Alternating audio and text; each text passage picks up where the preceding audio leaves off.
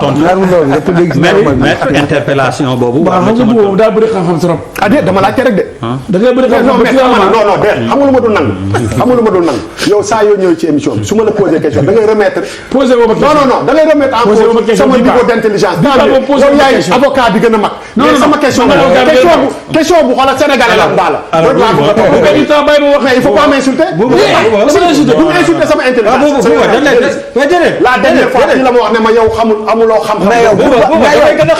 mais yow tu n'es pas non seulement il ne le dit pas méchamment mais oui ma à sa question dam lay appuyer Bouba xoolal bi muy def conférence de presse bi tey xoolal Maître El Hadji moom laay wax ni xam nga dafa mel ni day ko non ni nga épargné président Macky Sall du conférence bi wala moom la mais non pour bamtuwaat li nga épargné président Macky Sall duur ci ñaar ñi mu léegi may laaj est-ce que yaakaar nga ni président Macky Sall ci coow li yëgu ci tinu ci xamu ci dara. alors xam nga léegi yow da ngaa bëri xam-xam comme xam-xam bu jinne nga yore ba xam Macky Sall lan la ci maître nga baal ma doguma la maître nga baal man d'accord moo ku la dog mais man li mu wax nii laajal ñi bi ñuy waxtaan couloir mais man it j'ai même réflexion bi laa def nee naa bras droit yu jegee nii président est-ce que ñeme nañ génn wax te déggoowuñ ci wala jubóo. waaw du man bras droit président la du avocat président la avocat Marième Faye Sall la. avocat état bi la.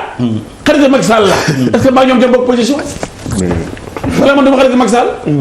wala gisoo ma xanaa tëdd yi li ma sol casquette beeg. écharpe bi. moo tax pour montrer sama appartenance. moo tax ma gën a xam. waaw élection yi woon ci campagne. mais dama bëgg toog li communication nga def. damay toog booba fii. nga nga communiqué. waaw xam c'est la com. waaye mën naa communiqué. ma dama lay wax ni. dama ni président. waaye man lu ma sobee bay attaqué président. dégg naan être plus royaliste que le roi.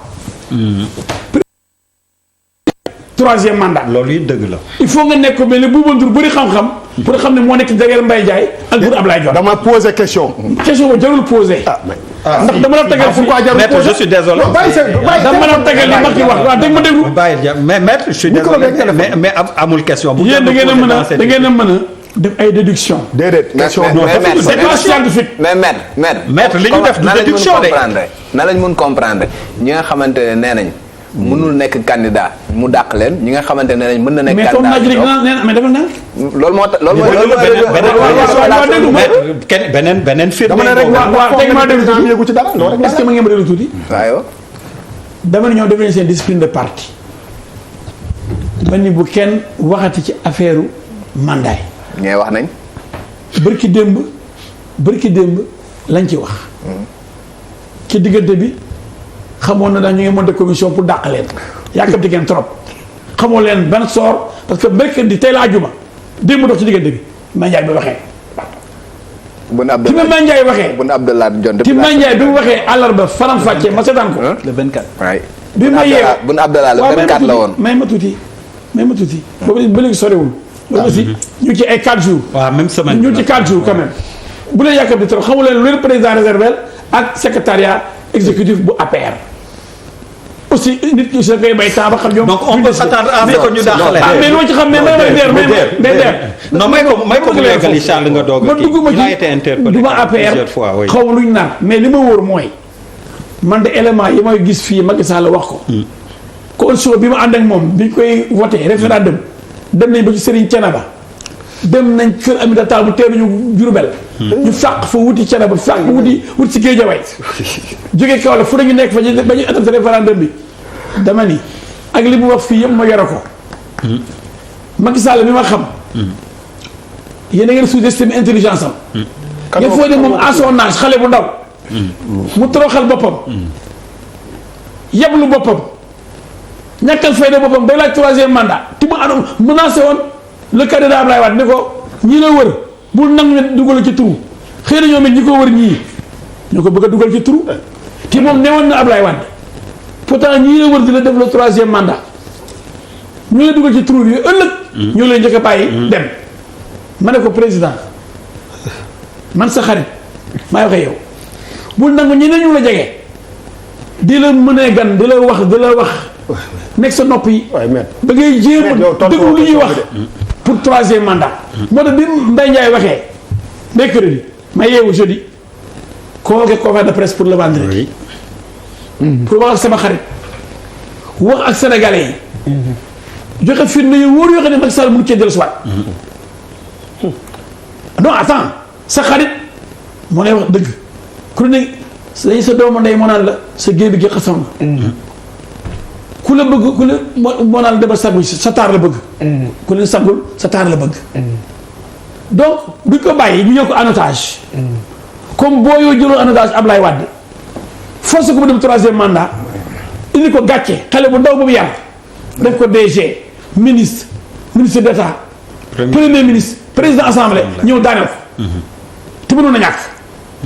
c'était la candidature de trop. oui mën na ñàkk. de trop. ak ni ma bëggee Ablaye Wade. oui. yéere ma ko woon loolu. kon ni ma bëggee Macky Sall bii. yéere ma ko ëllëg trop tàndeem. oui Charles Faye maître. waaw qui aime bien châtie bien. oui mais dégg naa ne Mbaye Ndiaye waxee foofu lay terminé. oui. fi Mbaye Ndiaye waxee moo dafa dee défendre président mu ngi bëgg a dugal président. nee na man bu dee candidat la bokkutuma ci débat boobu. parce que man kon dama bëgg positionner contre son président. qui n'est plus mon président. xam nga ko wax feeñ. daa mel ne man dama exclure sama bopp. ci ñoom xëy na groupe boobu ñu créé ñoo xam bala groupe lan la. groupe seytaane la kon. groupe fii de 3e mandat groupe seytaane la te daal a combattre. mais voilà. Der la question à la limite pour man faut la poser même autrement. oui te reformule la am mooy est-ce que dañu yëpp Sénégalais yi. en 2016. woo leen ci référendum. pour piéger extirper leen mooy la question du 5-7. proposer leen 15 points si biir ñu ñëwaat ci affaire bi pour leur vendre cette affaire là. donc les 62% ñu ne oui seront des imbéciles excusez-moi du terme. vous pensez que le président de la République am na sañ-sañ googu voté la ñu en lu mu pour ceux qui ont voté oui. pour leur dire après ça excusez-moi vraiment du terme quoi je vous passe la pommade mais je vais faire encore un autre 5 ans. mais est-ce que vous vous posez cette question-là? Ça veut dire il y a des moments yoo xamante ne quoi il y a des débats dañuy toog waxante dëgg parce que dama leen ne sànq ce serait de la trahison xam nga dafa arrivé moment on ne s'amuse plus là. il y a eu 15 morts en 2012 en 2001 transitoire pas transitoire tout Abdoulaye Wade a fait ce qu'il a voulu faire 15 personnes sont mortes dëkk bi jaxasoo. c'est vrai qu'aujourd'hui pour man la véritable question pour moi c'est l'intelligence politique lu ñu mun a def ba nga xamante ne lu ñu daloon 2012 perte de temps yi créé yi ay affaires yooyu quel est le débat wala le dialogue politique boo xamante ne mën nañ ko teg en place pour qu'on ne retombe pas dans la chasse aux sorcières.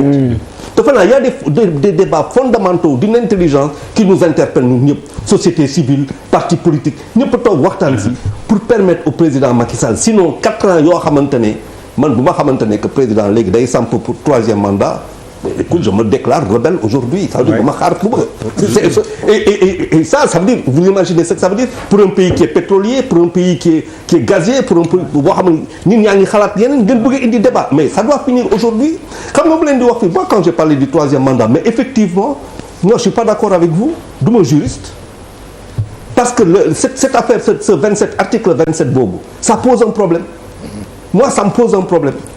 waaw ça me pose un problème. mais ban problème. ba ma koy wax fii. ba ma koy wax fii si référendum bi laa ko wax xam nga DER. pour yow lan mooy problème l'absence de disposition transitoire bi ñuy wax. non c'est pas ça DER non c'est pas ça DER. Ouais, mais explique-nous Charles. Pour te dire DER on a voté une constitution sans la connaître.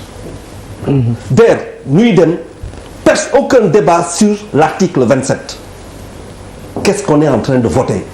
vous pensez que les Sénégalais sont contents de cette affaire loolu tax Rufin bu mu doon wax foofu la doon wax dañ leen di nax ñu ne teg man loolu moom mu tiital c'est-à-dire bu ñuy l'article 27 on n'est pas venu le donner comme ça ah nen ñoo ko bind nen ñoo si waxtaan ban débat lañ si def donc on est des boutons de Panurge on a été comme ça enfariné vous pensez que les Sénégalais ça leur plaît que du toog fii Mbaye Ndiaye di wax ji Abdallah Boun ak di wax ji vous pensez que nous Sénégalais on est fiers de cette affaire là Abdoulaye Wade avec tout le respect bu ñu amoon si moom dem xeex yi ñeneen mu jaral lañ ñu teg seen bakkan si la bokkoon c'est-à-dire est-ce que vous imaginez qu'il faut arrêter cette affaire et c'est tout de suite que ça s'arrête c'est pas en 2024 ni 2023 ni 2022 c'est tout de suite et on met en place benn cadre de dialogue politique bu jaar yoon. ñu xool comment y a pas de CREI bu ñu sonal kenn et puis Sénégal jàmm dem comme c'est tout quoi. Pape Djibril. waaw li intéressant ci